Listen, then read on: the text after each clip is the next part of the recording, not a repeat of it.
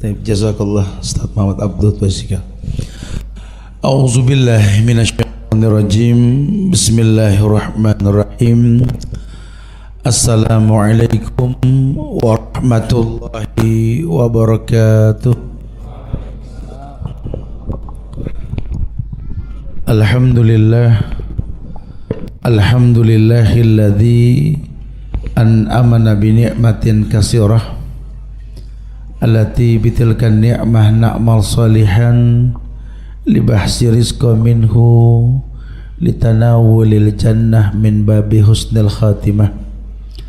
Wa innal hamdalillah nahmaduhu wa nasta'inuhu wa nastaghfiruh wa na'udzu billahi min sururi anfusina wa min sayyiati a'malina may yahdihillahu fala mudilla lahu wa may yudlil fala hadiyalah. Amma ba'du fa inna ahsanul kalam kalamullah wa khairal huda huda Muhammadin sallallahu alaihi wasallam wa syarrul umuri muhdatsatuha wa kullu muhdatsatin bid'ah wa kullu bid'atin dhalalah wa kullu dhalalatin finnar. Ma'asyiral muslimin wal muslimat, sahabat-sahabat muslim yang Allah muliakan dunia dan akhirat. Alhamdulillah di Masjid Pogung Dalangan ini Allah berikan kemudahan untuk kita untuk bisa berkumpul di tempat ini dalam rangka belajar bersama. Kita ingin kita menjadi orang-orang yang berilmu, yang Allah akan bukakan pintu-pintu dunia dengan ilmu yang kita miliki. Senang kita bisa berkumpul di sini bersama Ustadz Muhammad Abdul Basika, yang mudah-mudahan Allah selalu istiqomahkan beliau untuk selalu bersama antum di Jogja dan sekitarnya insyaallah. Karena biar bagaimana ini kereta tidak berjalan kalau nggak ada lokomotifnya itu ya. Artinya butuh muamalah. Karena yang mewarnai kita itu bukan ustadz kita. Yang mewarnai kita bukan para masyayikh yang kita ikuti. Yang mewarnai kita bukan orang tua kita. Hadis mengatakan almar'u ala dini khalili. Orang itu tergantung agama temannya. Sehingga kalau anda punya ustadz, bertemanlah dengan ustadz. Anda punya masyayikh, bertemanlah dengan para syekh tersebut. Anda punya orang tua juga, bahkan Allah perintahkan wa sahibhuma fid dunya ma'rufah. Jadikan orang tuamu sahabat. Dengan bahasa persahabatan kita akan terwarnai. Karena terkadang kita ini pernah mendengar namun nggak merasa kalau dalam kondisi terjebak dalam hal tersebut. Sering kita mendengar istilah iman yazid wa yanqus. Yazid wa yanqus, sering. Iman ini tak naik dan turun loh Zat. Naik turun, up and down. Bahkan dia mengatakan yazidu bitta'ah wa yanqusu bil maksiat. Naik iman dengan ketaatan, turun dengan kemaksiatan. Tahu bukan tidak tahu. Cuma karena memang masalahnya ini rusak itu bertahap, kayak korosi gitu loh. Tidak langsung. Tanah ini terkena korosi itu tidak langsung, ada proses. Maka kalau anak-anak bikers itu istilahnya tuh bocor halus gitu loh. Nggak kelihatan bocornya, cuma kalau ditaruh semalaman pagi nggak bisa jalan tuh motor urusannya. Itu bocor halus ya. Kadang kita nggak berasa bahwa kita ini orang yang terkontaminasi gitu loh. Walaupun ada ayat yang mengatakan walladzina amanu wa lam yalbisu imanahum bizulmin ulaika lahumul amnu wa hum muhtadun. Ini kan ayat umum banget Allah firmankan dalam Quran. Dan orang yang beriman, yang tidak mencampur adukan, tidak mengkolaborasi, tidak mentalbis antara iman dengan kezaliman, ulaika lahumul amnu wa hum muhtadun. Harusnya orang beriman itu lahul amnu, tenang jiwanya. Wa hum muhtadun, kalau sudah tenang gampang dapat hidayah. Ini tidak. Ini orang mengaku beriman cuma nggak tenang. Ini orang mengaku beriman nggak gampang dapat hidayah. Terkadang kita kumpul di masjid yang sama, mendengar ustadz yang sama, di waktu yang sama, ibadah pun sama, cuma hasilnya bisa berbeda. Ada yang ustadz ngomong, sekali ngomong langsung paham. Ada. Oh begitu. Ada yang mikir dulu sampai balik ke rumah baru maksudnya gitu kali ya gitu. Ada yang kadang-kadang udah lama baru berubah. Mendengar sih bukan tidak. Benar juga ya yang disampaikan ya. Berarti Anda salah selama ini nih. Insya Allah deh, mudah-mudahan Desember 2023 umur lawan. Anda baru mau berubah. Ini kalau orang Jawa bilang too late ya, sangat lelet. Terlalu lelet. Perintahnya kan apa? Wasari'u ila maghfiratin min rabbikum. Percepat. Kalau Anda merasa berbuat salah, syariatnya cepat. Jangan lelet. Jangan lambat. Karena Anda nggak tahu besok apa yang terjadi. Wala tadri nafsun madza taksibu ghadan. Siapa sih yang tahu besok apa yang terjadi? Enggak ada. Ya. Kita ini bukan Qadariyah, bukan Jahmiyah, kita di antara keduanya. Ada usaha dan tawakal gitu loh. Hidup ini ujungnya masih hanya Allah, cuma harus ada usaha gitu loh. Iya, untuk merubah. Kenapa? Karena Nabi sudah katakan innallaha la yughayyiru ma biqaumin hatta yughayyiru ma bi anfusihim. Ada usaha merubah. Walaupun sisanya wa matasawun illa masyaallah. Kita enggak punya kemampuan kecuali izin Allah. Nah, Ustaz, itu susah ngungkap dengan kata, enggak usah diungkap kalau susah gitu ya. Dengerin aja. Itu gimana Ustaz? Supaya kita ini apa ya, enggak terjebak dalam kondisi yang Ustadz bilang tadi Ustadz, bocor halus Ustadz. Karena kadang-kadang suka malu sendiri Ustadz. Saya mendengar katanya sholat itu Allah yang bilang langsung. Allah nggak mungkin bohong dong Ustadz. Ya iyalah. Allah mengatakan inna sholata tanha anil fahsya wal munkar. Ini sholat mencegah perbuatan keji dan munkar. Ya Allah Ustadz, ana ini udah sholat Ustadz. Alhamdulillah. Semua sholat sudah anak lakuin Ustaz. Masya Allah. Jujur Ustaz, duluan anak sama antum sholatnya Ustaz. Tuan ente. Tuan ente mau bilang apa? Anak nyerah kalau begitu. Tapi anak nggak merasakan sholat ini memiliki bekas Ustaz. Sementara Allah katakan sholat berbekas. Tanha anil fahsya wal munkar. Sholat mencegah perbuatan keji dan munkar. Anak sholat Ustaz. Allahu Akbar. Sholat. Sama orang tua berantem. Allahu Akbar. Sama mertua nggak akur. Allahu Akbar. Senang mencaci maki pemerintah dari pinggir jalan. Allahu Akbar. Menghalalkan yang haram, mengharamkan yang halal. Katanya salat gitu loh. Ini yang salah Quran apa ente nih? Karena kalau nggak dijelaskan orang akan memblacklist Quran, menginspirasi para sekuler untuk merutak-atik Quran. Dia menghakimi Quran. Padahal yang sejak 14 abad yang lalu turun sebagai syariat sampai Dajjal turun juga syariat.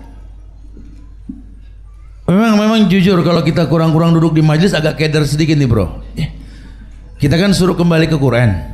Karena Allah yang merekomendasi Quran. Ketika Allah berfirman Alif Lam Mim Dzalikal kitabu la raiba fihi hudan lil muttaqin. Ini kalau kita terjemahkan letter agak unik sedikit nih. Di awal-awal Al-Quran dari Al-Fatihah selesai masuk Al-Baqarah kita dibikin keder sama ayat Alif Lam Mim. Kenapa bahasa saya keder? Karena nggak ada yang bisa menerjemahkan Alif Lam Mim. Diserahkan ke Allah hukumnya. Uniknya abis ayat itu Allah bilang Dzalikal kitabu la raiba fihi hudan lil muttaqin. Itu Quran yang barusan dibaca nggak ada keraguan di dalamnya. Buat orang yang nggak paham coba nggak ragu, paham aja kagak gue gitu dia bilang. Iya karena memang harus jujur. Ya makanya Quran ini nggak diturunkan langsung satu bentuk jumlatan wahidan. Quran diturunkan di Lauhil Mahfuz sampai ke manusia dengan asbabun nuzul secara bertahap. Ini pentingnya kita untuk memiliki sanad dalam ilmu sehingga antum tidak taklid. Karena kalau kita tinggal di negeri ini yang ayat gampang dipocel-pocel oleh sekelompok manusia untuk kepentingan golongannya. Anak-anak muda kan memang nggak ngalamin pesantren. Lawang belajar dari kiai YouTube mau bilang apa gitu. Ini sosial media, subhanallah Ustaz, masya Allah. Apa juga masuk melalui handphone sini, betul? Nggak kesortir. Kadang-kadang strata pendidikan kita nggak selevel dengan aplikasi yang ada di dalamnya ini. Masuk semua tanpa sortiran, kebayang tidak? Orang bisa bikin berita dari kamar masing-masing. Kita jadi bikin keder sama nih handphone. Kita mau buang pada berebut, kita nggak buang serba salah nih handphone. Jujur, kita dibikin keder sama keadaan Ustaz. Makanya ulama mengkritisi ini penting nih ya. Ini sih saya kupas luar sedikit, kita pengen dialog banyak loh, biar lebih paham materinya sebenarnya nanti dengan dialog intinya. Ternyata orang itu bisa nggak berasa terjebak dalam kesalahan, bukan berarti berubah kabar yang Allah kabarkan. Karena Allah yang mengatakan walladzina amanu walam yalbisu imanahum bizulmin. Kata Allah kan orang yang beriman yang tidak mencampur adukan iman dengan kezoliman. Iman yang dimaksud keyakinan dengan hati yang diucapkan dengan lisan, dibuktikan dengan perbuatan, itu iman. Ini ente kumpul sekarang di masjid sini nih iman. Salat kita iman. Seluruh ibadah yang Allah perintahkan, Nabi contohkan yang qul in kuntum tuhibbunallah fattabi'uni, itu iman. Semuanya iman. Allah bilang walam yalbisu imanakum bizulmin. Kamu tidak mencampur adukan imanmu dengan kezoliman. Zolim yang dimaksud level pertama syirik. Sampai dosa yang paling kecil, tidak ada talbis, karena dosa juga bertingkat nanti. Kalau sudah levelnya syirik, taraktu syirkahu, kata Allah, kutinggalkan si pelaku dan perbuatannya. Tapi nanti ada juga orang yang sholat nggak berbuat syirik, cuma dia berbuat dosa. Maka Nabi mengatakan orang yang sholat ini yang dia dapat cuma apa? Ya ini 1/10, 1/9, 1/setengah, sampai tidak ada yang sempurna sholatnya betul. Kenapa? Karena banyak orang yang talbis. Ya ini sih pengalaman pribadi dulu, sekarang sudah enggak insya Allah. Dulu ini mah ceritaan dulu. Dulu tuh awal-awal kita jadi ustadz tahun-tahun 2000-an dulu tuh masa itu masya Allah. Betul-betul seneng sama ustadz atau imam ustadz yang menjadi imam yang baca-bacanya bacaan pendek. Dulu gitu ya. Sebelum reformasi, sebelum dah pokoknya. Kita kalau mau banyak pengikut harus paham makmum. Saya kadang-kadang suka senyum sendiri. Bener Rasul emang nggak salah Allah pilih beliau ini bener-bener. Kenapa? Karena ada sunnah muakkad imam ngadep makmum. Kalau mau mimpin sholat betul. Sambil mengatakan istawu wa'tadilu. Sawu sufufakum fa inna tasfiyatas sufuf min tamamis shalah wat tarasu la takhtalif qulubakum istawu yarhamukallah. Allahu akbar. Baru ya. Intinya sih suruh ngelihat makmum lurus, rapatkan sof. Mata kaki bertemu dengan mata kaki, pundak dengan pundak, mata imam hidup ngelihat makmum. Para manula ada 6 yang baru tobat, 7 anak kecil 8 itu. Masuk dalil. Nabi bilang iqra' ma tayassara minal Quran. Baca yang paling gampang dari Al-Quran. Khalas. Gampang menurut siapa? Menurut jamaah, bukan menurut imam. Imam pasti bisa. Makanya imam baca waladdallin amin. Imam kalau mau makmum banyak pengikutnya, mengikutin dia, baca jangan panjang-panjang. Ini kondisinya. Kenapa? Karena memang seperti itu. Saya sering bilang begini, Ustaz, permasalahan Ustaz, kami kan punya aktivitas. Ustaz juga sama punya aktivitas. Makanya kalau saya perhatikan antara Mekah dengan Indonesia, intonasi azan itu beda panjang. Kalau mahrotnya mirip. Arab itu kalau azan pendek selamanya, Indonesia selamanya panjang. Dengerin. Arab Allahu Akbar, Allahu Akbar, Allahu Akbar, Allahu Akbar, pendek. Coba Indonesia. Allahu Akbar, Allahu Akbar. Ada yang lebih panjang, saya nggak kuat napasnya ya. Iya kalau dipikir-pikir begitu Ustaz ya. Kenapa Ustaz? Jangan tanya Ustaz. Ustaz jarang ajan saya bilang. Bertanya mau ajin, mana panggil Jin sini. Orang kita kan dengan nama belakang betul Jin sini. Ini daripada saya jadi dosanya saya pengen nanya nih.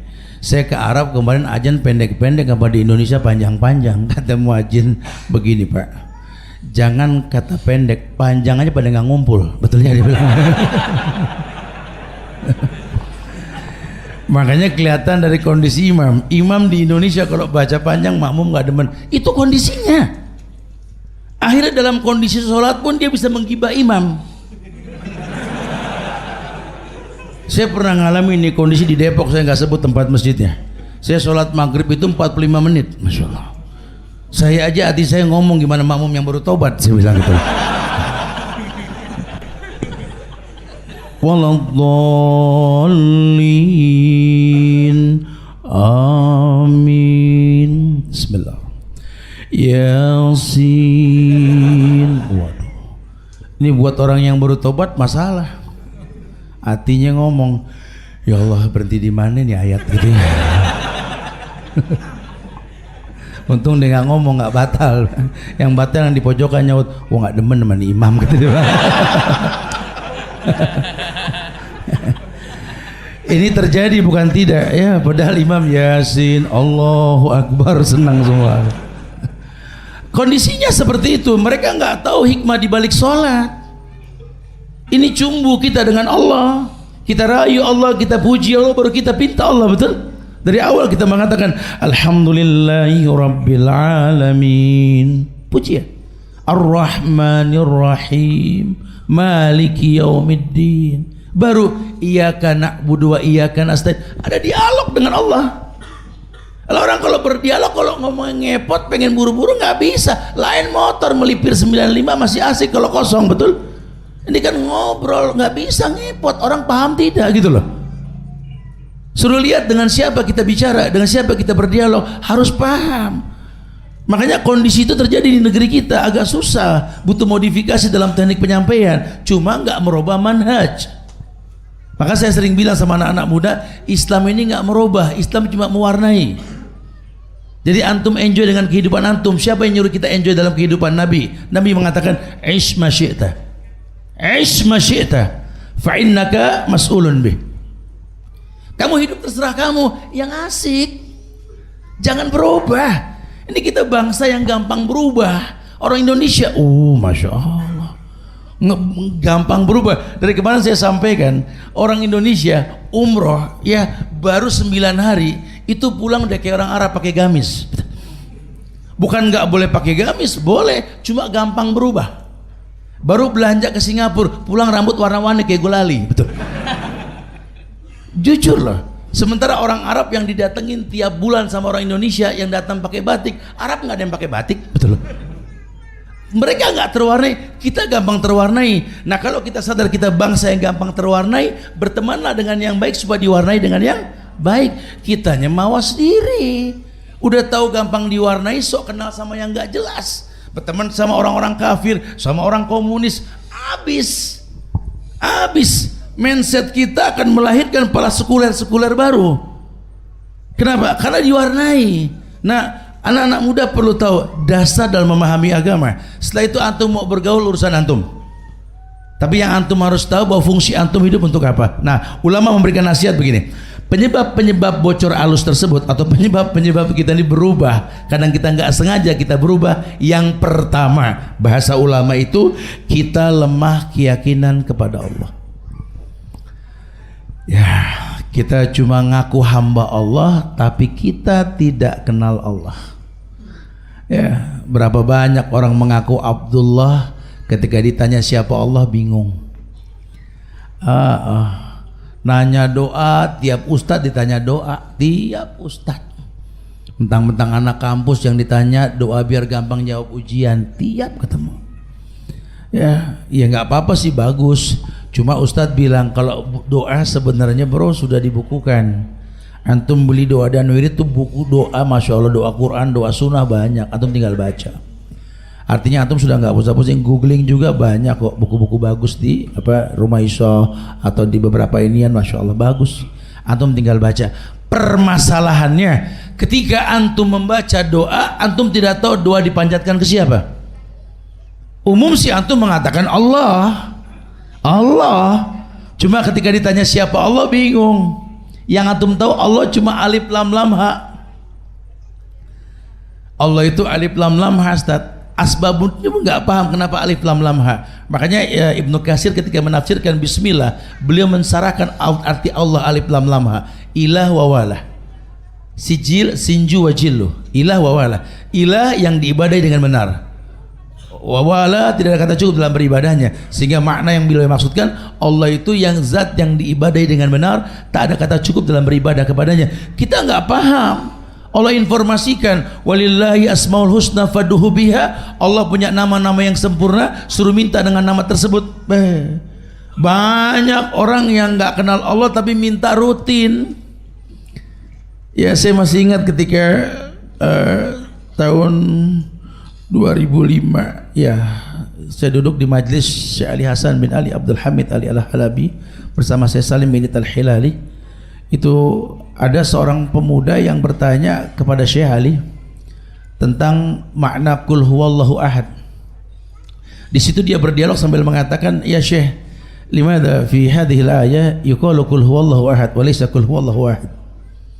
Fatabassama, saya senyum, saya itu mengatakan gini, "Akhi fillah, fa'lam liana la syai'un ba'dal ahad walakin ba'dal wahid isnain," seterusnya. Saya mengatakan karena setelah yang ahad enggak ada lagi, tapi setelah wahid isnain. Maka dikatakan wahid nama Allah cuma kul huwallahu ahad, bukan kul huwallahu wahid, maknanya liwahidullah. Kalau antum buka kitab Ad-Dawa dijelaskan fali wahidin kun wahidan lil wahid. Maksudnya apa? Kamu harus tahu Allah itu memang esa. Tugas kamu mengesakannya. Kalau kamu sudah mengesahkan Allah, kul huwallahu ahad, baru Allahu somad. Ini bukan main-main. Jadi jangan sembarangan, antum belum mentauhidkan Allah sudah minta. Ajib. Kenal belum sudah ngerongrong. Masya Allah. Wah, ya. Udah nggak ada bagus-bagusnya. Yang namanya ngerongrong udah nggak bagus, betul? Dalam ucapan maupun dalam visualisasi. Kalau dalam ucapan ngerongrong ngerugiin, kalau dalam visualisasi apa kalau ngerongrong? Temannya si Bona, betul? Si rongrong. Ya, kucing garong. Ya, nggak ada kebaikannya, sudah tidak ada kebaikannya, tidak ada kebaikannya sama sekali. Kamu kalau pengen minta sama Allah jangan menurut kamu. Takutnya kalau kamu merutinkan untuk memaksa Allah untuk ngerti diri kamu, ini kerusakan, bertentangan dengan ayat di Al-Fajr 15:16. Allah mengatakan, "Fa'ammal insanu idza mabtalahu rabbuhu fa'akramahu wa na'amahu fayaqulu rabbi akraman. Wa amma idza mabtalahu faqaddara 'alaihi rizqahu fayaqulu rabbi ahanan." Tuh kondisinya. Allah sudah kabarkan, kalau orang terbiasa memandang baik menurut dirinya, buruk menurut dirinya, akan seperti ayat ini. Manusia dikasih nikmat dia mengatakan Robbi akroman, dikasih susah dia mengatakan Robbi ahanan. Itu yang paling bahaya. Anda bersuuzon kepada Allah karena Anda tidak kenal Allah. Mulailah bermunculan teknik-teknik beragama yang tanpa contoh. Sampai ada orang yang berdoa kepada Tuhan yang dia tidak kenal. Antum sok tahu banget, Ustaz. Dia kenal? Enggak. Kenapa? Karena cara doanya sudah tidak seperti orang yang beradab dalam berdoa. Adab doa itu ada nanti.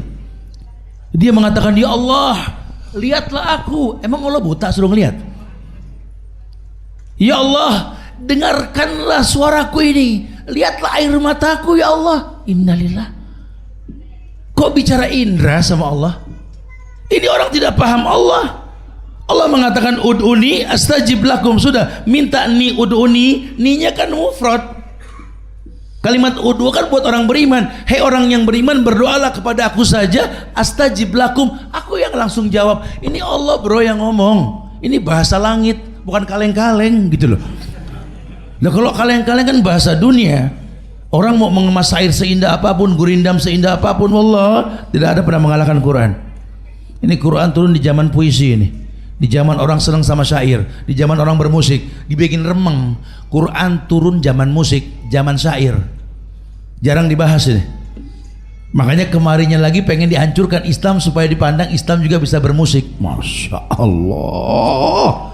Sampai susah kita jelasin ini ke anak-anak muda. Tapi jujur saat Anda tuh dapat hidayah gara-gara musik, begitu bahasa dia. Ustadz suruh percaya gitu ya, ya gimana nih Mas? Kondisinya memang begitu Ustaz. Akhi yang suaranya bagus, Dari zaman Nabi udah banyak yang ngerti Nasrani bermusik, sahabat banyak yang paham. Dulu ada Abu Musa Al-Asy'ari, suaranya begini.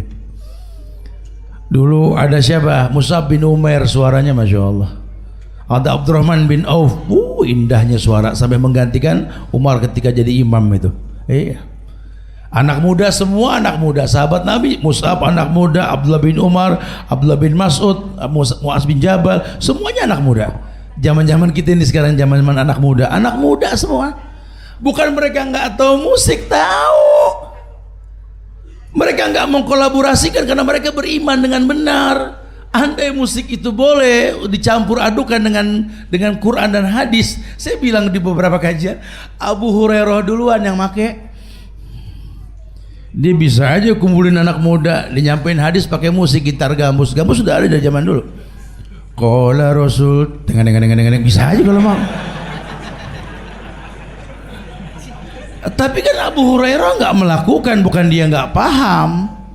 Ya, orang Yaman tuh orang Nasrani, orang Yahudi, mereka bernyanyi. Jangan bilang gambus tuh Islami, ya. Itu dari negeri Yaman. Dulu belum Islam mereka. Terdawai oleh Mu'az bin Jabal, mereka lebih nyaman tanpa itu. Kenapa? Karena menentang ayat wa minan nasi may yastarillah wal hadis. Penjabarannya kan ke sana. Dibikin orang supaya yakin dulu. Karena kalau kamu sudah yakin sama Allah, Quran itu petunjuk, bro. Antum gak usah bingung sudah. Para bikers ngertilah. Ya, kalau dia pakai motor merek apapun, panduannya sesuai dengan merek motornya, itu lebih aman. Mesin, baut kelihatannya mirip, ya. Tapi jujur, pada akhirnya ada yang beda. Setiap merek tuh punya cara sendiri. Nah, ini merek manusia yang bikin kan Allah, caranya ya Quran. Kalau Allah mengatakan dzalikal kitabu la raiba fihi hudan lil muttaqin, tolong percaya. Ini Quran gak ada keraguannya. Tolong percaya. Kalau kamu masih ragu, bukan Quran yang ngalah, kamunya yang belajar sampai yakin. Makanya dibilang lemah keyakinan kepada Allah. Anda tahu yakin itu kan ada 3. Yang pertama ilmul yakin, yang kedua ainul yakin, yang ketiga hakul yakin. Dia lemah keyakinan dalam bentuk hakul yakin. Kenapa? Karena nggak berilmu. Dia cuma ngaku hamba Allah, dia tidak kenal Allah. Dia cuma mengaku umat Muhammad sallallahu alaihi wasallam, tapi nggak paham konsekuensi syahadat Muhammad Rasulullah. Dia cuma mengaku Islam, tapi nggak kenal makna Islam. Sementara Islam yang dimaksud istislamu lahu bitauhid wal inqiyadu lahu bitta'ah wal bara'atu minasyirki wa ahli. Itu yang pertama tuh. Mereka lemah keyakinan. Makanya tugas kita ini mendatangkan keyakinan dengan apa? Dengan belajar. Dengan belajar. Ustadz juga butuh keyakinan bahwa dakwahnya sampai. Sekarang kita yakin banget. Saya keliling sama teman-teman bikers ini dari ujung Indonesia di Sabang sampai Merauke ini, Masya Allah. Betul-betul kita melihat betapa anak-anak muda di Indonesia ini dahsyat. Dahsyat sudah. Saya sih demi Allah, saya Muhammad Subhan bin Umar Abu Bakar Bawazir berkeyakinan negeri ini bakal jaya insya Allah. Kalau melihat kondisi anak mudanya seperti ini. Betul-betul mereka tertarik dengan agama dan Allah akan muliakan dengan ketertarikannya. Cuma memang kadang kitanya nggak yakin jadi muzabzab. Tolong yang pertama, ternyata orang bisa bocor harus karena lemah keyakinan. Yang kedua, yakni dia orang yang memang tidak memiliki tahapan dalam beragama. Artinya ujungnya sih tidak tawakal. Kenapa? Karena dia tidak bertakwa. Karena di surat At-Talaq ayat 2 hingga 3 dikatakan wa may yattaqillaha yaj'al lahu makhrajan wa yarzuqhu min haitsu la yahtasib wa may yatawakkal 'ala Allah fa huwa hasbuh wa may yatawakkal 'ala Allah fa huwa hasbuh.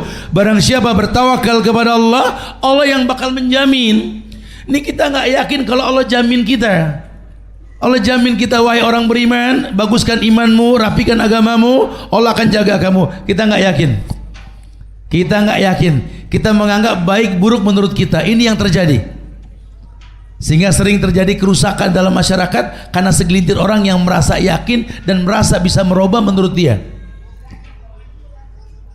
Modal semangat tat, apalagi anak-anak kampus, anak-anak muda tat. Nggak bisa tat. Jihad tat. Allahu Akbar. Harus tat. Mati syahid.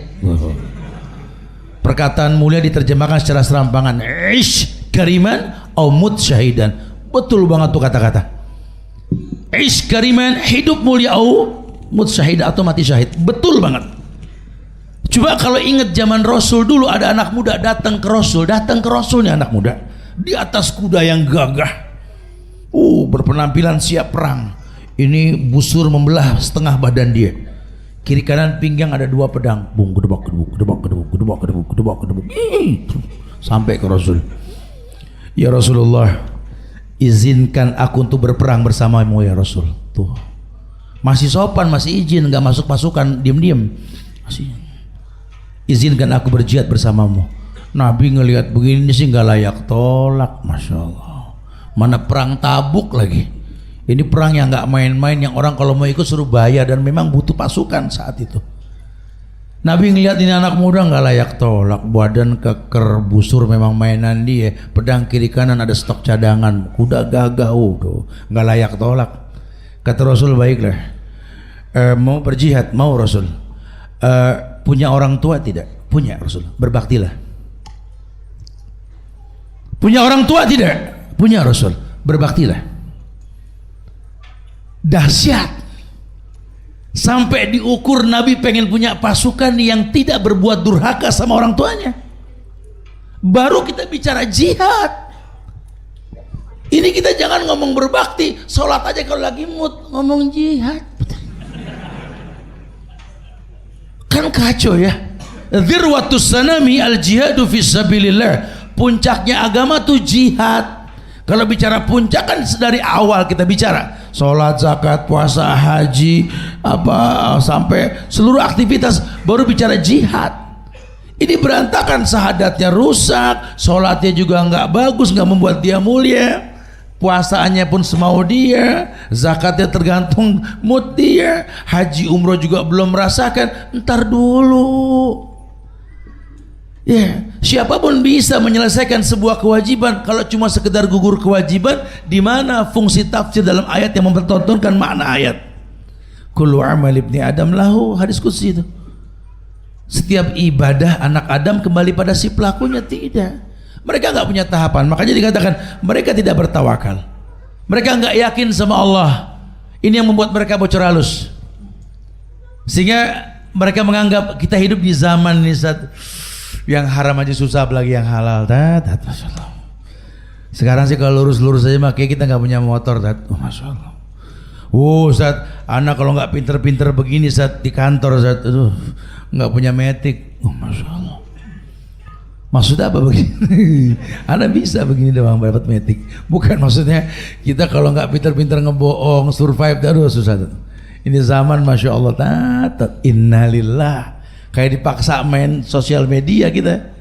Ya kita kalau mau dapat pengetahuan harus dapat iklan yang jorok-jorok dulu. Kayaknya sudah nggak ada lagi ilmu kecuali melalui handphone. Ajib gak? Terpaksa, bahasanya terpaksa. Akhi fillah, kalau terpaksa namanya darurat. Darurat itu sesekali, bukan merutinkan. Terpaksa itu nggak ada rutinitas. Anda nggak bisa, Anda harus tahu Allah menjamin yang baik. Allah menjamin yang baik. Li'anallah thayyib la yaqbalu illa thayyiban. Allah itu baik, cuma nerima yang baik. Makanya kalau pengen bicara tawakal, langkah pertama bertakwa dulu. Wa may yattaqillah yaj'al lahu makhrajan wa yarzuqhu min haitsu la yahtasib. Barang siapa bertakwa kepada Allah, Allah berikan solusi. Dia merasakan salat itu nikmat, mendatangkan solusi sampai dia merasa enjoy. Kalau dia sudah merasakan enjoy, baru wa may yatawakkal 'ala Allah fahuwa hasbuh. Ternyata betul ya. Kita ini enggak usah terlalu ngoyo sama dunia. Wa bataghi fi ma atakallahu darul akhirah wa la tansa nasibaka minad dunya. Dunia cuma sekedar. Makanya dia enggak terkecoh, enggak repot dengan dunia, enggak repot dia dengan dunia. Kita kepo sama dunia. Kita ngeliat orang-orang berilmu di Madinah, para masyayikh, ini handphonenya saya sampai ketawa geli sendiri kadang-kadang. Handphone yang kita udah nggak pakai. Handphone yang modelnya cuma buat telepon doang, yang kalau mau dipakai tuh kayak pecahin telur, klek gitu dibuka gitu. Kita kan canggihnya, masya Allah, apa yang nggak bisa kita masukin di sini di handphone kita, betul? Aplikasinya banyak, nggak ada yang kepake. Mubazir gak? Innal mubazzirina kanu ikhwanas syayatin. Kita selalu berada di posisi berteman sama setan di mana aja. Makanya ini hilang fungsi. Maksudnya nolong, akhirnya nggak nolong, malah membadakan kerusakan. Wa yadubillah wa na'udzubillah. Itu yang kedua, kita kurang tawakal. Yang ketiga, karena kebodohan kita larut kepada keburuk sangkaan akan masa depan yang Allah telah janjikan. Jadi negative thinking dengan masa yang akan datang. Ya kita nggak yakin, Ustaz. Saya sih nggak yakin, Ustaz, kalau kenyataannya kayak begini nih, yang terangkat si fulan dan si fulan, Ustaz, Indonesia ini kacau, Ustaz. Harusnya si fulan, Ustaz, sorga banget. Ini orang kenapa? Gitu loh. Ini komentator politik ini kayak komentator bola. Saya kalau lagi nonton bola sama kakek-kakek yang jalan aja susah. Ya. Itu Ronaldo dibilang, salah Ronaldo kurang dikit, Bung. Saya bilang, saya senggol, tahu ente mengenak gocek begitu. Jadi kita tuh komentator abis. Ya, dia lupa di posisi apapun kita nih ujian akan selalu datang dalam kehidupan. Ya, ujian akan datang dalam kehidupan. Kita cuma pengen nggak paham. Kita cuma pengen nggak paham. Hidup ini pasti ujian. Hidup ini pasti ujian. Karena orang yang berat, gemuk. Orang suka bilang, Ustaz, diet, Ustaz. Emang lagi terus diet, cuma kagak bisa nolak tawaran. Saya bilang gitu. Nanti kalau udah kurus ujian lain lagi gitu loh. Dengan badan yang tidak kurus banyak aktivitas yang terhambat. Saya makin punya teman-teman yang solid dari Muslim Baker Indonesia, dari Al-Azzi Fikru, teman-teman saya, semoga kita berjumpa di surga teman-teman nanti insyaallah ya. Banyak yang respon saat gitu. Besok kalau udah nggak gemuk mungkin nggak begitu lagi gitu, biarin udah kurus deh gitu kan. Artinya gini, saya coba pengen menekankan, jangan lupa apapun kondisi kamu diuji. Nah kalau sudah bicara ujian, kita bicara solusi. Hidup ini perpindahan dari satu ujian ke ujian yang lain. Cuma lihat. Tidak ada satu keburukan pun pada ujian yang Allah berikan. Bahkan kata Nabi, Innallaha idza ahabba qauman ibtalahum. Ini susah ditangkap nih kalau kita kurang-kurang ibadah nih. Kata Nabi, Innallaha idza ahabba qauman ibtalahum. Dan kita kaum masyarakat, Allah kalau cinta sama masyarakat, buktinya apa? Allah uji. Dan Allah nggak tuntut kita untuk menciptakan solusi. Urusan Allah ya jalahu makhrajan. Allah cuma tuntut kita untuk sabar dan sholat. Kita nggak merevisi sabar, kita nggak membaguskan sholat, kita cuma mencari solusi menurut kita. Itu yang dibilang masalah. Itu masalah buat kita. Kita nggak minta sama Allah. Padahal bukan nggak boleh manusia berusaha, harus berusaha. Cuma jangan lupa Allah tuntut kita untuk sabar dan sholat. Kalau bicara sabar kita bicara iman. Ya ayyuhalladzina amanu isbiru wasabiru warabitu wattaqullah la'allakum tuflihun. Kamu kan pengen beruntung. La'allakum tuflihun, pengen sukses. Sukses di mana adanya? Di suara muazin. Hayyalal shalah, hayyalal falah. Mari sukses, mari menang.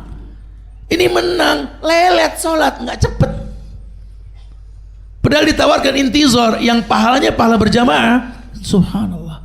Padahal diberikan kemudahan, sunnah di rumah, sholat wajib di masjid. Masya Allah. Karena kita nggak paham, terjebak dalam kesalahan yang ketiga. Akhirnya negative thinking. Aduh, saya jadi malas sekolah, Tat, kalau begini, Tat. Makin remeng nih negeri, Tat. Remeng. Entenya nggak jelas. Hidup ngayal jadi buntut, besar jadi ekor, kecil jadi kepala, itu lebih mulia. Ayo dong, lebih baik kecil kepala teri ketimbang gede ekor kakap. Antum punya izah. Itulah. Berpikir memberi ke negeri ini bukan mengambil. Itu manusia mulia.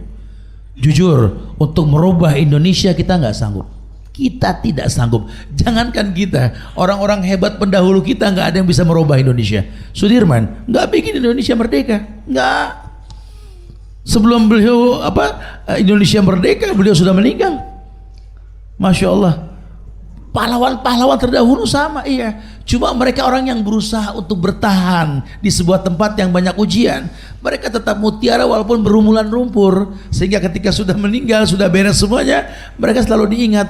Kita juga sama bisa. Hei anak muda, hei anak bangsa, generasi Rabbani, kita nggak bisa merubah Indonesia, paling nggak berusaha untuk membuat sebuah perubahan yang baik.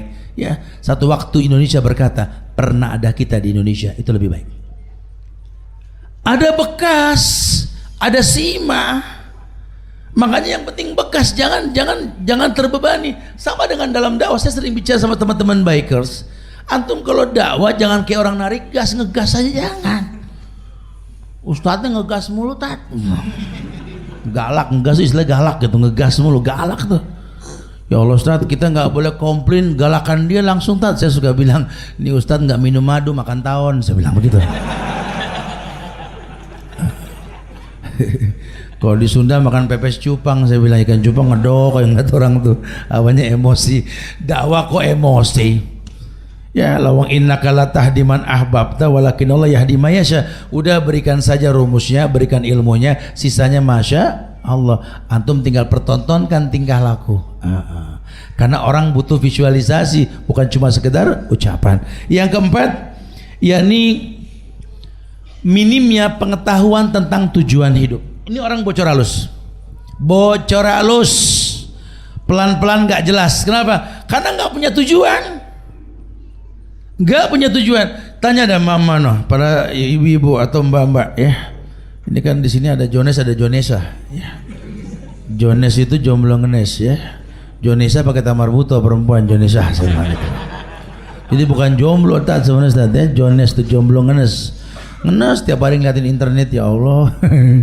Boros pulsa, temennya tiang wifi, betul ya? Iya, tanya orang-orang perempuan deh. Kalau mereka ke supermarket tidak punya catatan tujuan yang dibeli yang lain akhirnya. Karena nggak jelas. Tanya teman-teman yang reading, kita dari kemarin dari Jakarta mau ke Surabaya nih abis ini ya. Itu kalau kaptennya di depan itu nggak paham tujuan, waduh. Kelihatannya ngebut, justru bang mana? Gua pengen ngos-ngosan, kirain kemana?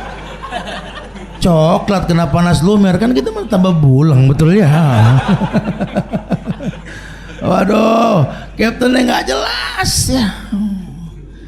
Masya Allah, saya masih ingat nih, mudah-mudahan sih kalau dia nyaksin karena baik yang live juga nih ya. Teman-teman di daerah Ciledug itu ya, ada keamanan itu yang keamanan satu komplek ya, itu nggak ngelihat kotok ayam apa dibilangnya. Jadi kalau malam tuh agak burem gitu loh. Ya burem kotok ayam dibilangnya. Ini gengsinya tingkat tinggi. Dulu saya hobi nembakin tikus kalau malam, saya punya senapan tikus itu ya. Ini keamanan ngeliat saya nembak, so kenal. Pasukan, iya. Minjem ngapa itu senapan kata dia bilang itu. Waduh, saya mau ngomong gimana? Keamanan lagi. Iya ntar tunggu sepi, saya bilang begitu ya. Banyak orang ngeri, tunggu sepi aja. Iya dah bang. Lah saya lagi meleng dipegang senapan, udah bagus juga. Dia ngeker, nunduk semua orang. Orang kotok ayam megang senapan kan siapa pun dikeker, betul ya. Ini kisah. Itu orang kalau nggak punya tujuan hidup bikin was-was sekelilingnya. Karena nggak tahu, bocor halus. Ini orang demo Allahu Akbar, turunkan si fulan, ganti si fulan, Allahu Akbar. Kita tanya, bro, ada apa? Tahu. Saya nggak mau bohong, ini kisah nyata semua, demi Allah kisah nyata. Sampai ada yang waktu itu ada sebuah kegiatan juga di jalan itu anak-anak di Semang itu. Ya, saya waktu itu dapat tugas khotbah Jumat di Menara Mulia. Enggak lah, Menara Mulia saat itu. Saya lewat TVRI Senayan. Kejebak macet oleh orang-orang yang mau berdemo saat hari Jumat ya, paham maksudnya ya, hari Jumat ya. Waduh, saya bilang nggak sampai nih, penuh begini orang yang bawa umbul-umbul, yang mau apa, waduh ini orang nggak mungkin. Saya bilang gimana ini, wah tapi ya izin Allah karena motor tangan bisa lah ya. Tapi saya sempat juga ngomong sama yang pada bawa-bawa itu ya, nggak ada yang Jumatan, lagi jihad nanggung gitu. Astagfirullahaladzim.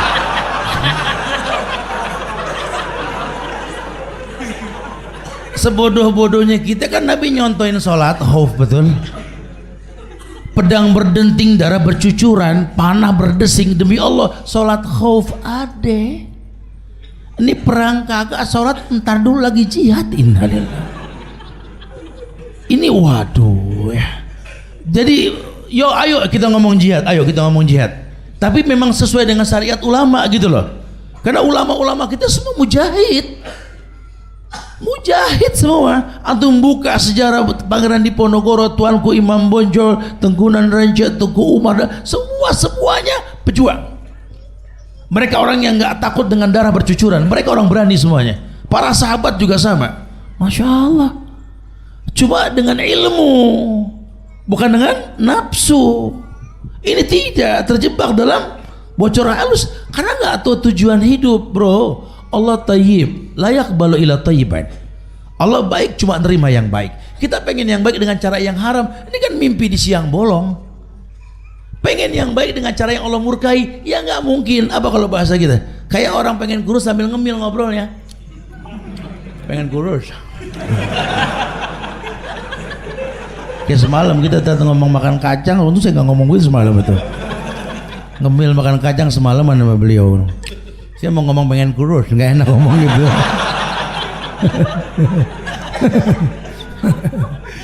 Jadi apa ya? Kita paksa Allah untuk paham kita, nggak kita paksa diri kita untuk paham yang Allah mau. Itu masalah kita. Jadi kita nggak kenal Allah, kita nggak tahu Allah. Apa sebab bocor halus lain kata ulama? Yani yang kelima, membiasakan bergantung pada diri dan orang lain. Kita nggak bergantung kepada Allah. Ya, padahal hidup ini banyak yang nggak mungkin. Banyak yang nggak mungkin. Tapi kalau buat Allah jadi mungkin. Karena kan bahasa Allah dalam Quran itu, innama amruhu idza arada syai'an ayaqula lahu kun fayakun. Ya, innama amru idza arada syai'an yaqulu lahu kun fayakun. Allah kalau sudah punya mau, enggak ada yang enggak mungkin. Semua jadi mungkin. Hatta api yang panas Allah perintahkan, ya nar kuni bardan wa salaman ala Ibrahim. Dingin. Ya, api bisa dingin. Ya kan yang nyuruh yang nyiptain api. Betul. Yang nyuruh yang nyiptain api, mungkin buat Allah mungkin enggak ada yang enggak mungkin. Nabi punya jawami'ul kalim, mungkin enggak mungkin. Isra Mi'raj, akal manusia nggak muat akal untuk nangkep tuh Isra Mi'raj. Kalau cuma sebatas alam nasut, alam malakut silakan. Dari haram menuju Aqsa mungkin manusia masih bisa masuk akal. Lama-lama kita paham. Dulu lama 3 bulan pakai onta, sekarang cuma setengah jam, 1 jam pakai pesawat. Lama-lama lebih cepat mungkin. Itu alam nasut, alam manusia. Alam malakut dari Aqsa sampai langit 7 ya. Ini juga kita nggak bisa ngomong, iman bicara. Cuma kalau sudah alam malakut ke alam lahut, alam Allah sampai eliyin, manusia nggak masuk akal. Karena memang agama bukan akal-akalan, agama iman. Agama iman. Dimana kita akan bicara sholat, bicara iman. Kebayang tidak kalau seandainya orang ini tidak paham, ternyata memang kebiasaan buruk menuhankan diri dan orang lain. Kita terjebak dalam syirik khafi. Kita terjebak dalam syirik khafi. Laula fulan qatalani fulan. Laula fulan qatalani fulan. Kita terjebak dalam syirik khafi. Kalau nggak ada dia sih mati saya. Kalau dia nggak keangkat sih kiamat. Nggak berasa tuh, kita habis iman kita dikorosi tuh sama kesyirikan tuh. Penyebab lainnya apa? Yakni kebiasaan untuk memupuk penyakit wahan, mengikuti keserakahan untuk urusan dunia, hubud dunia wa karahiyatul maut, karena terlalu serakah, nggak qanaah, nggak belajar mencukupi yang dibutuhkan, semua diinginkan, semuanya pengen. Kayak orang lagi puasa masuk menjelang buka, ada di istilah di kita tuh ngabuburit ya. Saya nggak mengiyakan ngabuburit, cuma ada di masyarakat ngabuburit. Lapar kita dari waktu sahur sampai menjelang berbuka bisa batal cuma gara-gara ngabuburit. Ya semuanya dibeli. Batal secara fisik tidak, cuma kan mubazir. Setan diikat, cuman amalia setan kan nggak keikat, keikatnya dengan Ramadan. Lihat, kelihatannya puasa, cuma semua dibeli, lapar mata. Lihat, akhirnya rontok kemuliaannya, nggak berasa bocor halus. Kelihatannya puasa, kelihatannya sholat, baca Quran, cuma perbuatannya mubazir. Ini keserakahan. Saya suka bercanda di kajian YouTube itu kalau saya lagi bawa jamaah, Ustaz, saya suka bercanda sama ibu-ibu nih yang pada semangat untuk untuk umroh. Biasanya tuh kalau dari kan trek saya tuh Jakarta Jeddah, ya lam-lam kita ngambil mikot, nanti Jeddah Mekah tawaf, dia selesai 9 hari sudah bebas baju. Nah biasanya tuh kalau dari Jeddah menuju Mekah sejam setengah sekarang kalau lancar ya, itu sebelum kita tawaf dibawa ke hotel, kita makan malam dulu tuh. Aduh ibu-ibu, Masya Allah, dia bawa makanan, mungkin karena udah lapar dari Jeddah ke Mekah nih, dia main ambil, Masya Allah, itu nasi sampai tinggi. Saya bercanda, Masya Allah bu, itu makan bertiga bu, saya bilang begitu. Sampai ke Jabal Uhud, tinggi bener saya bilang gitu. Derek, galak amat nih mak, iya lagi sapar, saya tahu emosi kan. Cuma kan Masya Allah, derek, saya lagi perhatiin. Abis makan nggak selesai, saya tegur lagi tuh kan, jadi nggak habis, kenyang Ustaz, mubazir gak? Ini orang mau umroh tapi berteman sama setan. Akhirnya nanti Islam yang disalahkan, umroh makbulahnya nggak dapat. Kenapa? Karena talbis, bocor halus gak? Bocor halus. Sayang banget. Padahal ada fasilitas yang bisa memaksimalkan. Cuma yang terjadi bocor halus, lihat kurang pahala. Talbis. Anda Jones, ya, jomblo ngenes. Anda kuliah, Anda pengen dapat ilmu, al ilmu nur, wa nurullah la yuhdalil asi, betul kata Imam Syafi'i. Ilmu cahaya Allah nggak mungkin datang ke orang yang bermaksiat. Tapi Anda talbis dengan yang bukan mahram, berbuat yang tidak lihat.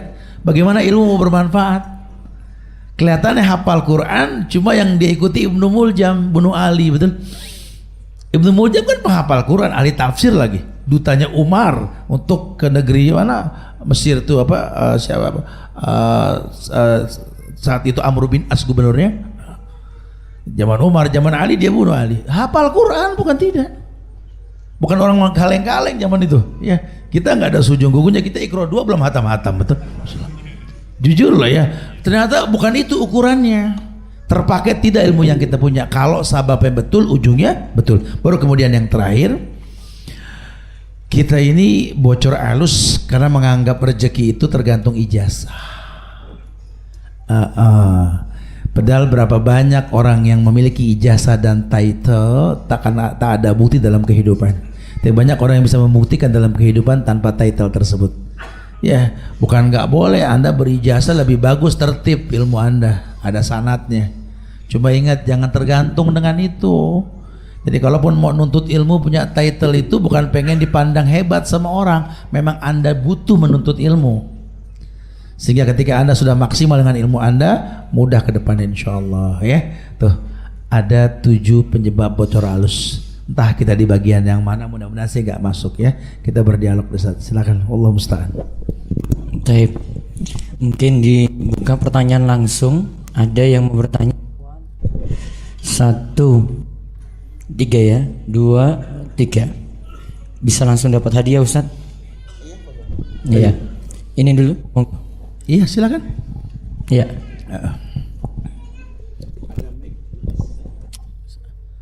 Ada yang wireless? Ada mic wireless? Ya bisa langsung dulu. Iya. Taib, naam.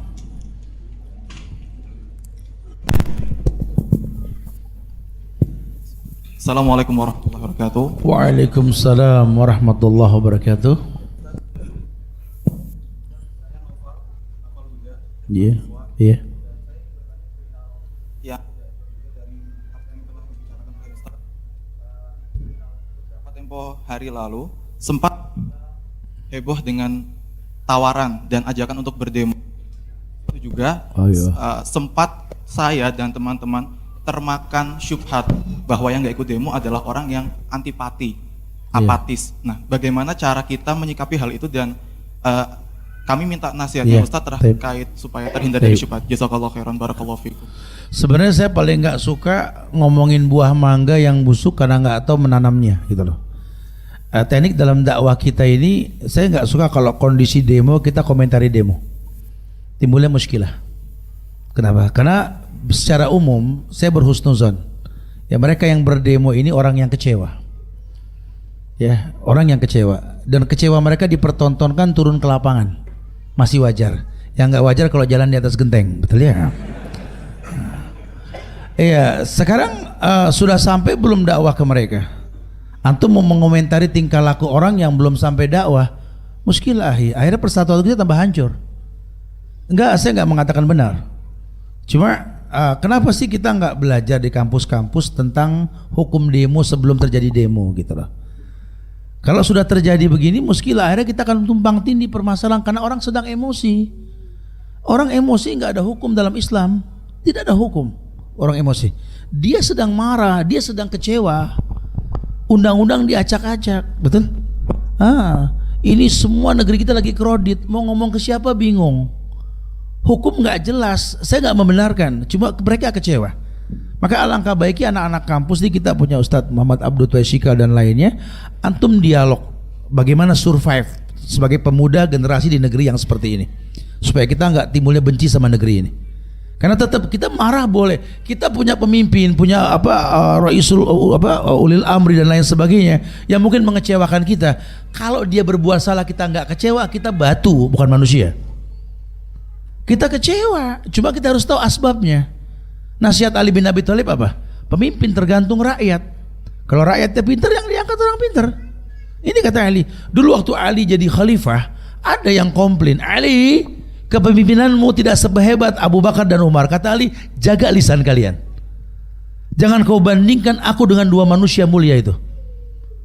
Dan memang ketika Abu Bakar dan Umar menjadi khalifah, rakyatnya aku, Ali, Utsman, Zubair, Abu Thalha disebut orang-orang hebat. Itu permasalahannya. Tapi ketika aku jadi pemimpin, rakyatnya Allah. Betul.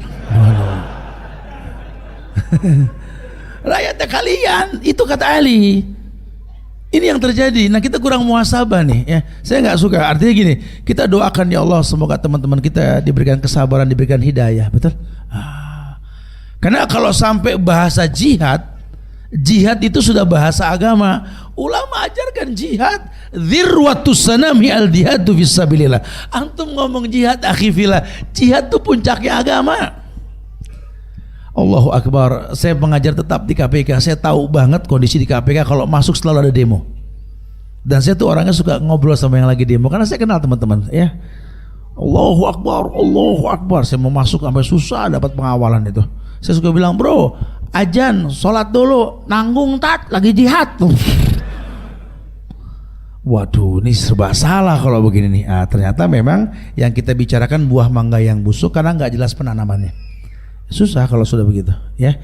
Ya, kita berdoalah semoga Allah berikan hidayah buat kita semua sebagai generasi bangsa ini dan nggak gampang menjadi hakim buat orang yang di sekeliling kita, karena tetap ada aturan main dalam hal ini, ya. Wallahu a'lam bishawab. Nah, Dapat hadiah Ustaz. oh boleh Ustaz. Kita kasih ini aja Ustaz. Enggak, jangan. Kita kasih gelas nih. Kalau ngomongin gini sambil ngeteh enak nanti ya. Salam. Ngopi boleh deh. Terus yang kedua di belakang. Bismillahirrahmanirrahim. Assalamualaikum warahmatullahi wabarakatuh. Waalaikumsalam warahmatullahi wabarakatuh.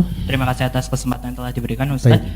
Nama saya Muhammad Ainul Yakin. Alhamdulillah saya sudah lulus. Pertanyaannya seperti ini Ustaz. Terkadang setelah kita hijrah ada beberapa maksiat-maksiat kecil yang tidak bisa kami tinggalkan secara total. Sehingga mau tidak mau kami harus tinggalkan secara total. Cuma yang jadi permasalahan adalah terkadang teman-teman kita itu mengingatkan kita atas maksiat-maksiat itu, maksiat-maksiat kecilnya. Adalah bagaimana nasihatnya supaya selagi kita masih rutin untuk mengkaji ilmu, tapi kita juga lepas dari dosa-dosa kecil itu yang entah mengapa walaupun kita merasa sudah bertaubat, beberapa hari setelahnya kita malah terjerat dosa itu. Iya.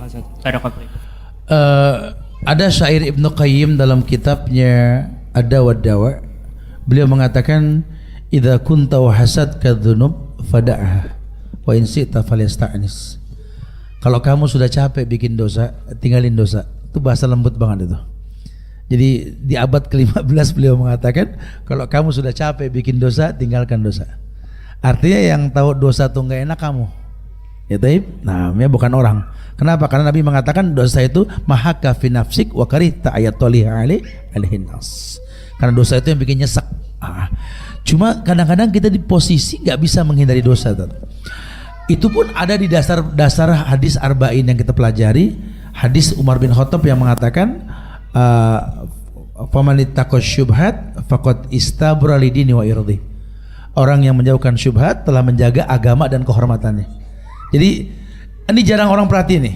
Sekarang kita tinggal di negeri yang makanan itu banyak syubhat. Makanya ini sudah mulai kita dengan teman-teman Muslim Baker dan para pengusaha muda, mulai bulan depan nanti kita akan adakan di Jogja di mana Ustaz? Saya mulai fokus kepada daurah pengusaha muda. Jadi teman-teman nih yang punya produk-produk, punya apa nih, ayo kita dialog.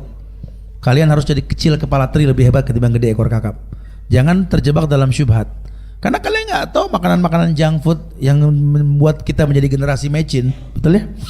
Generasi yang makan makanan ternyata itu mengandung syubhat, unsur babi dan lain-lain. Nabi itu nggak main-main mengatakan orang yang menjauhkan syubhat, menjaga agama dan kehormatan itu nggak main-main. Nah kita kurang kontrol itu. Kita anak kampus, kita belum kerja. Saya pernah ngalamin masa-masa itu ya, dimana yang kita makan yang gampang, cilok, baslok, gurilem, pentol, betul ya. Kita nggak tahu motongnya gimana, ngolahnya gimana, kita nggak tahu. Ya.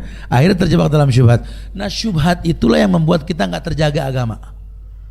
Akhirnya agama antum bocor halus, nggak berasa mulai ini, mulai itu. Nah kemudian kita juga nggak memperhatikan teman ngobrol kita. Jadi kita nggak perhatiin. Saya sudah sampaikan di awal tadi, Ustadz nggak mewarnai kalian. Gimana supaya Ustadz mewarnai kalian? Berteman dengan Ustadz. Jangan cuma di kajian, datengin mahat beliau Darus Shalihin, datengin Ustadz mana, datengin. Sahabat mana yang tidak tahu rumah Rasul? Sahabat mana? Sahabat mana yang tak tahu sahabat-sahabat lainnya? Abu Bakar dan lain. Semua saling menjenguk, saling berteman di luar majelis, sehingga kita mudah terwarnai dengan yang baik ya. Jadi kalau antum masih bertahan seperti itu, selalu ada pewarnaan. Adalah ini ada ensiklopedia akhlak salaf, semoga manfaat buat antum insyaallah ya. Masyaallah. Satu lagi yang sebelah sini. Fadhal silakan. Ada? Iya. Ya. Bismillah, perkenalkan saya Rafiq Ustadz. Di grup WhatsApp saya ada beberapa grup Ustadz, di mana diantaranya khususnya grup keluarga saya Ustadz. Taib. Nah di dalam grup keluarga tersebut sering di-share amalan-amalan bid'ah dan terkadang juga hadis-hadis palsu yang berkaitan dengan agama. Nah, di beberapa kesempatan, iya terus kedengaran. Saudara saya mencoba untuk membantah. Nah, apakah dengan membantah secara langsung dengan tulisan itu adalah adab yang Taib. baik? Soalnya di beberapa kali kesempatan saudara saya membantah, itu keadaannya tidak. Taib. Nah, barakallah. Sebenarnya kalau dakwah sosial media ini beliau lebih berhak untuk menjelaskan nih. Kalau saya tipikal orang yang suka terjun langsung melihat body language gitu loh ya, gerakan fisik. Karena kadang-kadang bahasa sosial media ini nggak seperti kenyataannya. Orang membaca tergantung emosi. Kalau lagi emosi temennya nanya baik-baik dibilang ngajak berantem. Lu lagi di mana? Karena dia lagi emosi, lu lagi di mana? Oh ngegas nih orang gitu loh. Ente yang ngegas bacanya gitu loh. Maka sering terjadi cekcok sosial media karena intonasi dan model tulisan. Karena nggak semua orang bisa nulis. Ya, kalau tulisan Ustadz Abdul Masya Allah lembut-lembut, rumah Isya lembut-lembut ya. Kalau kita kadang-kadang titik, koma, merah, kereng, waduh. Belum lagi bicara emot, ada yang nangis, ngambek, ada lagi yang sekarang gambar-gambar apa itu, picture itu ya, yang kocak-kocak gitu ya, apa? Stiker ya. Itu orang suka kadang-kadang kepancing emosi. Saran saya sih antum temuin empat mata saudara antum. Assalamualaikum Om, Assalamualaikum Kakak, kita mau ngobrol berdua bisa gak? Aku lagi ada rezeki nih, kita makan dulu ya berdua. Sambil makan Bang, sebenarnya yang abang kirim kemarin tuh apa ya, gak terlalu tepat, cuma kan gak enak kalau gak ketemu langsung. Ahlak, kalau dia lebih tua cium tangannya. Sehat Bang ya, Masya Allah, senang ketemu sama abang. Masya Allah, iya. Saya waktu saya awal-awal pindah ke Bogor, ini pengalaman lagi nih, pengalaman kisah nyata nih ya. Saya ngedengar di Bogor itu jadi ada apa ya, ada khotbah Jumat pakai bahasa Arab. Nah saya paham di bahasa Arab, cuma nih khotib emang intonasinya Bogor abis dah ya, nggak ada Arab-Arabnya gitu loh. Saya dengerin, ini khotbah Idul Adha, saya bilang ini gitu loh.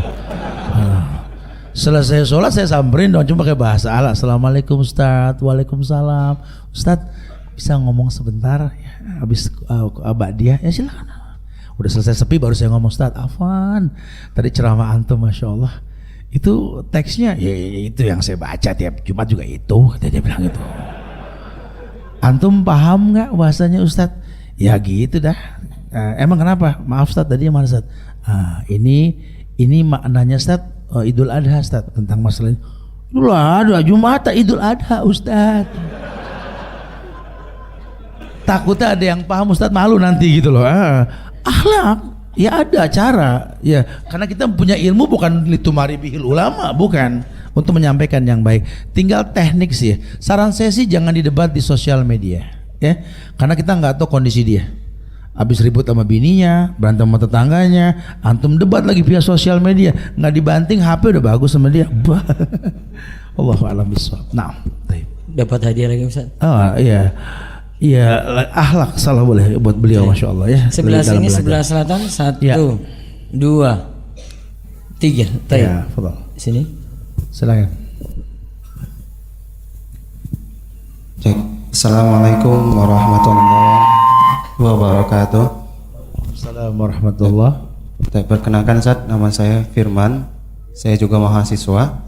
Pertanyaannya, bolehkah kita menyalahkan bolehkah kita menyalahkan diri kita sendiri atas perbuatan dosa yang kita lakukan?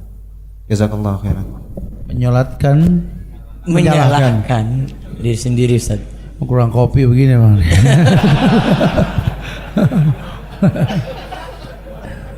Tapi belum sampai level bocor halus bro, belum. Iya, Wallahu a'lam bishawab. Kalimat menyalahkan ini diterjemahkannya seperti apa gitu, karena kita nggak boleh sampai menzolimi diri kita kan ya.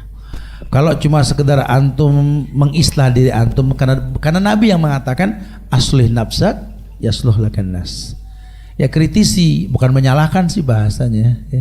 Aslih nafsak yasluh lakan nas, maka orang akan baik. Boleh-boleh saja, dan muhasabah diri itu baik kok. Antum berhalwat lah kalau malam ya, nggak usah ada yang tahu, nggak usah ganti-ganti status bangun malam. Walaupun 2 rakaat tahajud 1 witir nggak masalah, antum lakukan. Berhalwat, muhasabah tuh malam asik muhasabah. Oh ya Allah, iya ya, nih hari kayaknya agak susah rezeki, Masya Allah, belum nelpon orang tua. Oh pantesan janji sama teman, oh banyak kezolim. Itu muhasabah tuh. Tapi nggak sampai level menyalahkan ya, karena mengislah untuk kebaikan yang akan datang. Boleh-boleh saja ya, wallahu a'lam bishawab. Nah, Kedua. Taib. Ada gantungan kunci gak coba? Taib. Nah, mudah-mudahan bagus deh. Ini yang nanya tadi supaya nggak menyalahkan diri tuh ngaji jangan musiman ya. Nah. Bismillahirrahmanirrahim. Perkenalkan Ustaz, saya Iqbal Takbirun Wahid, saya mahasiswa juga. Pertanyaan saya, bagaimana caranya kita mengikhlaskan amalan yang mungkin amalan tersebut kebaikan, awalnya ikhlas tapi lama-lama kadang bisa muncul lagi jadi riya gitu. Bagaimana Ustaz? Mohon penjelasannya. Ayo. Awalnya ikhlas, cuma lama-lama enggak. Pengennya digabungkan antara ikhlas dengan mencontohkan, mungkin gitu kali bahasanya. Cuma lama-lama kok jadi riya gitu. Wallahu a'lam bishawab. Akhi fillah, sebenarnya kalau antum berilmu sebelum beramal, antum tahu amal buat siapa. Kul inna sholati wa nusuki wa mahyaya wa mamati lillahi rabbil alamin, dan seterusnya. Selesai. Antum tahu Allah mengatakan ana agna syuraka, ya ini syirki, aku sekutu yang paling benci disekutui. Ya makanya kita nggak boleh bersekutu dengan yang lain kan gitu ya. Insya Allah enggak. Karena kalau sudah ada unsur riya, antum kan istighfar, astaghfirullah. Karena setan akan masuk kalau kita di luar benteng zikir kan. Makanya kalau amal ada muqaddimah bismillah, akhirnya alhamdulillah atau rabbana taqabbal minna, itu benteng. Dan setan nggak masuk ke benteng tersebut. Nah, antumnya harus ada muqaddimah itu. Karena kalau tidak akan selalu ada rasa itu.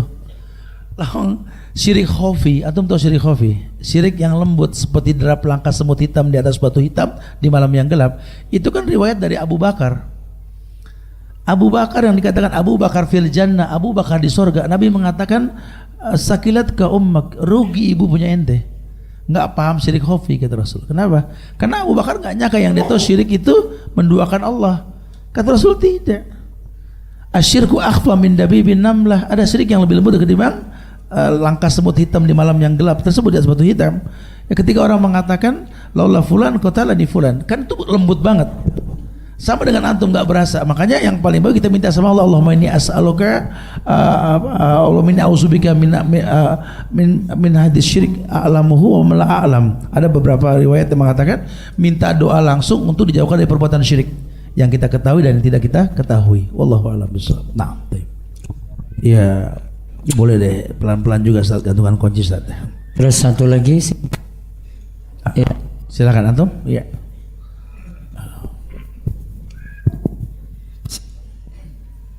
Assalamualaikum warahmatullahi wabarakatuh. Waalaikumsalam. Nama saya Mahdi, asal dari Malaysia. Saya ingin bertanya tentang bagaimana menghindari perbuatan bid'ah yang ada di dalam keluarga kita. Contohnya tahlilan, tapi kita menghindari perbuatan bid'ah tersebut. Ya, itu soalan saya Ustaz. Itu aja. Ya, barakallah. Taib, Ustaz, bagaimana kita menghindari perbuatan bid'ah yang ada di lingkungan keluarga kita? Ya antum yang tahu keluarga antum, ya namanya. Kalau keluarga anak ilmiah, anak enggak, dia tanya anak jawab, gitu loh. Anak enggak tahu keluarga antum, tipikalnya seperti apa, karena macam-macam karakternya. Tapi secara umum sih, antum sudah bicara dakwah, amar ma'ruf nahil munkar. Nabi menawarkan bahasa dakwah itu dengan persahabatan. Kata Nabi, walakin sahibukum hadza khalilullah. Sahabat kalian ini kekasih Allah di hadapan para sahabat begitu. Makanya Nabi bilang sama Muaz, iyyaka wa qara'im amwalihim wa taqi da'watal mazlum. Dalam dakwah itu jauhkan dirimu dari keuntungan harta orang kaya.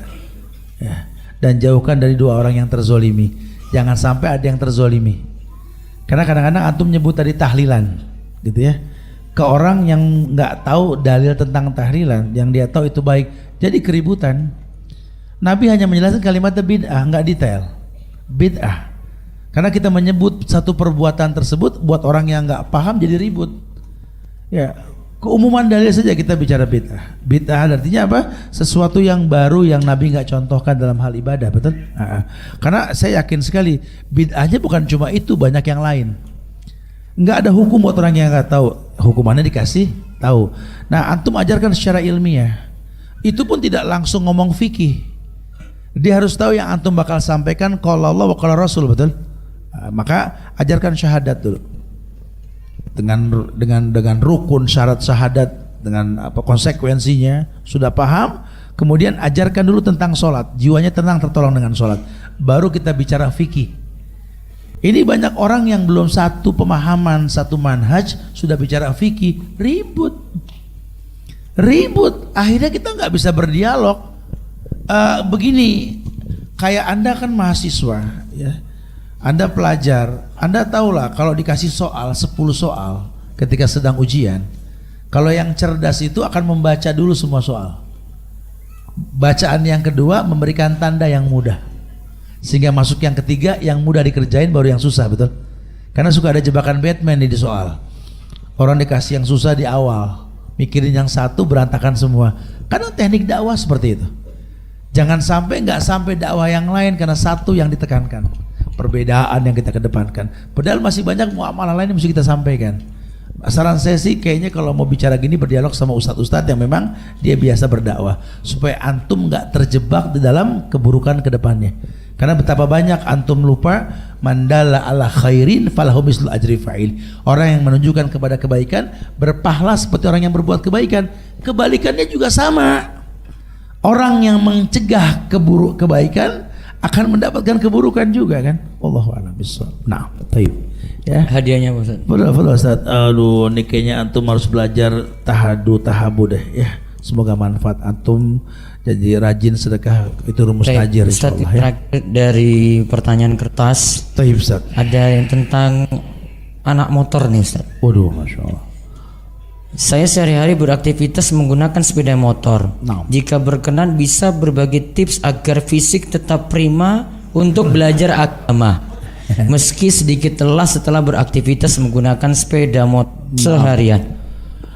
Ayo, kalau bicara fisik sehat atau tidak sehat mah Allah yang ngasih itu sebenarnya. Banyak orang menawarkan teknik sehat, padahal Nabi sudah tawarkan bahwa man aroda ayub satu firizki wa yunsa'alu fi asari falyasir rahimahu. Silakan Anda menggeos sepeda, silakan Anda bermain otomotif, atau silakan Anda mau menjadi skater atau apa, silakan, atau berlari atau jalan. Malaysia, tinggal antum bisa gak menjadikan itu semua karena Allah. Geos sepeda, silaturahmi kemana, lari juga sama, riding otomotif, karena motor juga bakal kalori 600 kalori tiap kita berjalan itu akan terbakar dengan sendirinya ya. Kemudian juga banyak lah, tapi kemana gitu lah. Makanya Ustaz sengaja dengan teman-teman Muslim Baker Indonesia ini kita riding antar kota itu untuk silaturahmi sama teman-teman di Indonesia. Ya, kita kajian kayak begini. Ini yang membuat sehat sebenarnya. Ya, kalau bicara suplemen ada. Mau ngomong suplemen tanya sama Bro Peri nanti ya. Nah, ada madu khusus kalau pengen sehat gitu ya. Cuma itu sih suplemen, bahasanya suplemen ya. Tapi intinya sih antum tahu tujuan antum olahraga itu untuk apa. Karena rumusnya orang yang pengen dipanjangkan umurnya, dibanyakan rezekinya, sambung tali silaturahmi. Intinya sih itu. Wallahu a'lam bishawab. Nah. Taib. Ini kaitannya dengan moge Ustaz. Masya Allah. Ketika saya memiliki moge, ini berarti belum punya ini. Misalnya, sering terjebak dengan rasa ujub dan riya. Bagaimana cara menghilangkan rasa tersebut? Dan apakah saya berdosa ketika ada kecemburuan sosial dari masyarakat ketika saya mengendarai moge tersebut? Wah, saya sendiri tipe orang yang zaman kecil dulu, zaman SD kalau ngeliat gerombolan motor besar lewat, wih penjahat, saya bilang gitu. Emang. Tapi nggak tahu Allah punya cara lainnya sehingga saya harus pakai moge. Mulai dikritik sama orang, Ustadz pakai moge, apalagi kita main di IG, ingat waktu zaman di Malang Singosari itu ya, anak dipinjamkan sama Mas Jonet ya, motor BMW itu yang harganya hampir 1 M itu ya. Rame orang, Ustadz Subhan sombong, motornya mahal. Anak diemin dulu sampai banyak hujatan, sampai di Singosari Malang baru anak kasih syukron pinjaman motornya. Anak bilang gitu. Orang kecewa ternyata anak cuma minjem gitu loh ya. Ya manusia suka berkomentar. Ya tapi kan mahal Ustadz. Yang bilang murah siapa? Pasti mahal. Terus ngapain beli yang mahal? Kan memang keperluannya. Kenapa antum nggak pakai yang kecil? Antum nggak ngelihat aneh ukurannya, anak bilang gitu. Kita udah ngomong fisik kalau udah begini saya bilang. Nanti anak pakai yang kecil metik, Ustadz zolim nanti bilang begitu gitu loh. Jadi sebenarnya akhirnya mau mocil mau moge itu dalam Muslim Baker Indonesia tuh nggak ngaruh ya. Jangan kesel kalau mocil nggak diajak riding sama Ustaz Subhan sampai ke Surabaya sampai ke Jogja gini, karena bukan kelasnya gitu ya. Silakan nanti antum menggunakan kendaraan besar untuk itu Malaysia akhi. Kalau dipaksakan zolim juga nanti motor kecil sampai keluar kota jauh-jauh kan ya. Intinya sih antum punya motor itu kebutuhannya apa? Kalau kebutuhannya dakwah pakai. Kalau kebutuhannya cuma buat sombong doang, gosok kayak kelomangan ya, wah gitu ya, kayak jalan itu. Nah itu nggak ada gunanya, ngapain ya? Kemudian juga boleh pakai moge, tapi jangan bodong. Surat-suratnya yang ada. Ini mentang-mentang motor gede aman, polisi ndak bakal nangkep. Oh, identik kalau moge punya jenderal. Astagfirullahaladzim. Urusannya bukan ke polisi, ke Allah. Ati Allah wa ati Rasul wa ulil amri minkum. Kita pengen dapat surga dengan taat aturan main pemerintah. Jangan. Jadi antumnya berilmu sebelum beramal lah. Wallah musta'an. Nah. Terakhir saat ini permasalahan jomblo ini. Waduh. Dia sudah sering puasa sunnah untuk jaga pandangan dan hawa nafsu sampai waktu berbuka. Namun di malam hari bermaksiat. Ini bagaimana solusinya Ustaz? Itu pernah ada kisah nyata juga Ustaz, nanya ke Ana itu, Ustaz, Ana ini jomblo Ustaz, Ana pengen zuat Ustaz. Ya zuat deh, nanya sama Ana, dia bilang itu. Cuman masalahnya Ustaz, masih banyak ujian yang harus Ana lewati Ustaz. Ya lewatin dulu baru nikah, saya bilang itu. Enteng bener Ustaz, enteng-entengin aja. Dia apa ya namanya? Dia tahu bahwa dirinya ini nggak kuat, cuma dia belum sanggup. Saya jelaskan sama dia, akhi. Orang itu menikah dengan ilmu, bukan dengan syahwat. Betul Nabi mengatakan menikah itu yuridul afaf, supaya tidak terjadi zina. Cuma Anda lupa, banyak orang yang sudah nikah berzina. Jangan lupa ya, salah satu manfaat nikah ya Anda nggak berzina. Tapi yang Nabi katakan manistato'a minkumul ba'ah, yang sudah mampu. Kalimat mampu ini luas. Saya coba terjemahkan. Kalimat yang mampu pertama adalah kemampuan memfungsikan perempuan seperti yang Nabi kabarkan al-wadud al-walud, dan kemampuan memfungsikan laki-laki menjadi khiyarukum linisaikum. Kalau nanti Anda menikah malah Anda nggak bisa membuat istri Anda al-wadud al-walud, Anda zolim, Anda yang tanggung dosa. Begitu pula sebaliknya, perempuan akan dirugikan dengan menikah, laki-laki Anda tidak khiyar, rugi. Karena kita ini manusia ada 3 karakter. Karakter yang pertama, karakter sayur mayur, segar, indah dilihat, tapi direbus layu. Ya kelihatannya, wah sebelum nikah tuh semangatnya, wah demo apa pokoknya dah. Jadi pejabat langsung gitu ya. Itu sayur mayur tuh. Ada yang tipikalnya kayak telur, gampang pecah, gampang rapuh. Tapi pas sudah nikah, udah kena ujian, keras karena matang digodok. Ya. Tapi ada juga yang seperti bubuk kopi, makin digodok makin mewarnai. Entah Anda di posisi yang seperti apa, Anda yang tahu. Kalau Anda seperti kopi, itu yang baik. Anda mewarnai bukan diwarnai. Bisa gak Anda tetap baik setelah menikah jauh lebih baik? Itu yang penting. Wallahu a'lam.